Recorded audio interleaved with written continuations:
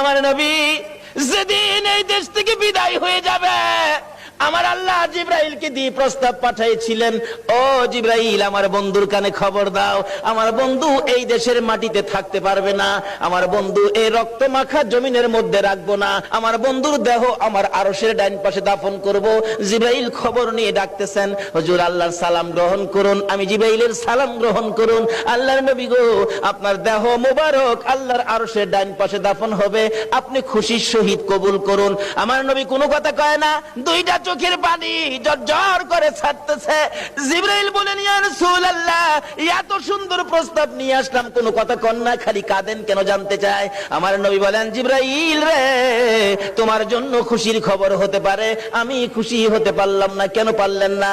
রে জিবরাইল, আমার দাফন আল্লাহর আরশের ডান পাশে হবে, আমি জানতে চাই আমার গুনাহগার উম্মতের দাফন কই হবে রে?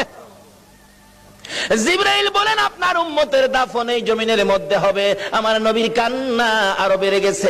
জিবরাইল, না না, সইতে পারি না, আমি আরশে থাকবো আর আমার উম্মতেরা এই জমিনে থাকবে। আমার মন মানে না, প্রস্তাব আমি রাখবো না। আমার পক্ষ থেকে একটা প্রস্তাব আমার প্রভুর দরবারে তুলে ধরো।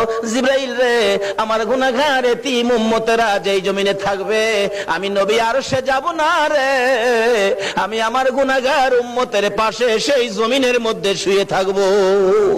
আরে দয়ালো নবী, প্রেমের ছবি আর আসবে না জগতে, আমার দয়ালো নবী, প্রেমের ছবি আর আসবে না।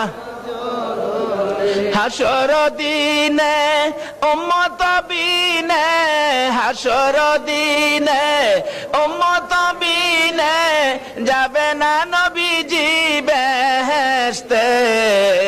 দয়ালো নবী, প্রেমের ছবি আর আসবে না জগতে, আমার দয়ালো নবী, প্রেমের ছবি আর আসবে না।